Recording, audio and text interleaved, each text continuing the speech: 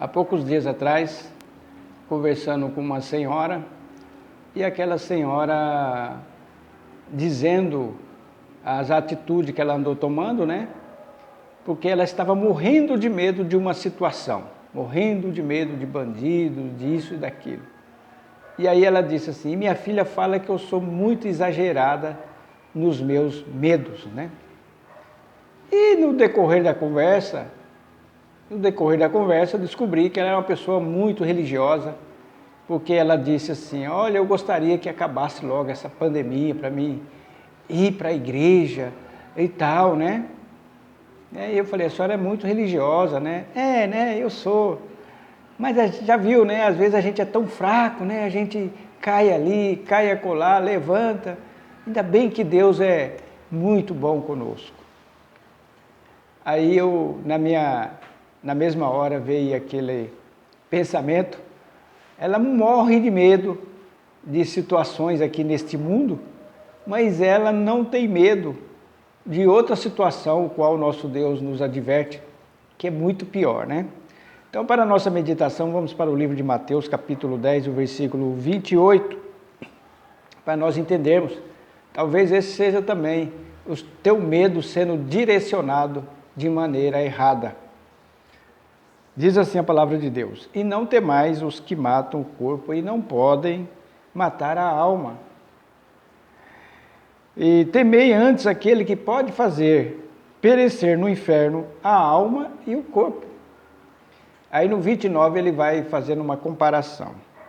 Não se vende 2 passarinhos por um ceitil? E nenhum deles cairá em terra sem a vontade de vosso Pai.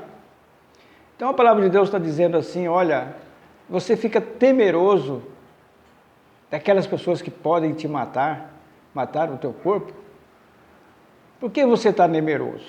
Vou falar uma coisa para vocês: olha, eu me preocupo, eu cuido até do passarinho.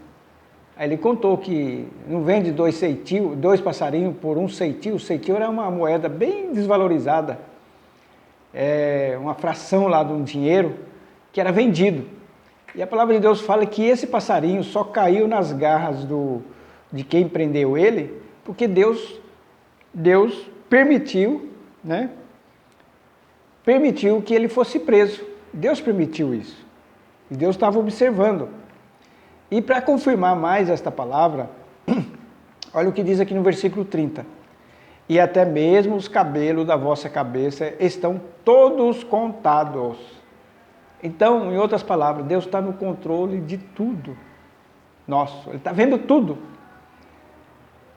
Aí ele no versículo 28 ele fala: olha, eu vou mostrar quem você deve ter medo de fato, né? E ele fala: é ele, o vosso temor seja a mim. E aí no 31 ele completa dizendo: não temais, pois mais valeis vós do que muitos passarinhos. Falou assim: se o passarinho vale só aquele precinho, aquele ceitil, vocês valem muito mais.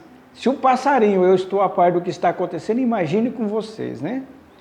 E aí no livro de Isaías, capítulo 8, versículo 13, a palavra de Deus diz assim: ao Senhor dos exércitos, a Ele santificai, e seja Ele o vosso temor, e seja Ele o vosso assombro.